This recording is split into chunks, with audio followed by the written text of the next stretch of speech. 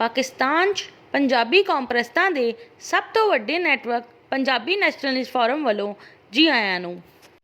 Punjabi nationalist forum PNF ਦਾ ਮਨਸ਼ੂਰ ਤੇ ਦਸਤੂਰ ਤਰਮੀਮਸ਼ੁਦਾ 2 ਅਗਸਤ 2023।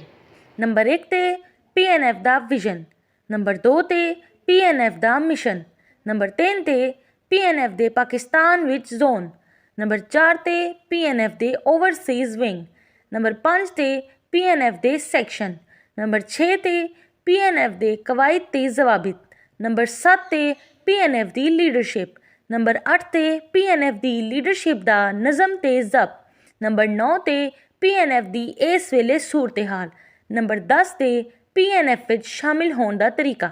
Number 1 Punjabi nationalist forum PNF ਦਾ vision. Punjabi nationalist forum PNF Punjabi ਕੌਮ ਦੇ ਸਮਾਜੀ ਤੇ ਮੁਆਸ਼ੀ ਮਸਾਇਲ ਜਦ ਕਿ ਪੰਜਾਬ ਦੇ ਇੰਤਜ਼ਾਮੀ ਤੇ ਇਕਤਸਾਦੀ ਮਾਮਲਾਤ ਦਾ ਮੁਕੱਦਮਾ ਇਲਮੀ ਅੰਦਾਜ਼ ਨਾਲ ਪੇਸ਼ ਕਰਨ ਲਈ ਇੱਕ ਦਾਨਿਸ਼ਵਰਾਨਾ ਫੋਰਮ ਹੈ। ਇਸ ਮਕਸਦ ਲਈ PNF ਪੰਜਾਬੀ ਕੌਮ ਪ੍ਰਸਤਾਂ ਵਿੱਚ ਸਿਆਸੀ ਬਸੀਰਤ ਦੇ ਨਾਲ ਨਾਲ ਕਾਇਦਾਨਾ ਸਲਾਹੀਅਤ ਵੀ ਪੈਦਾ ਕਰ ਰਿਹਾ ਹੈ।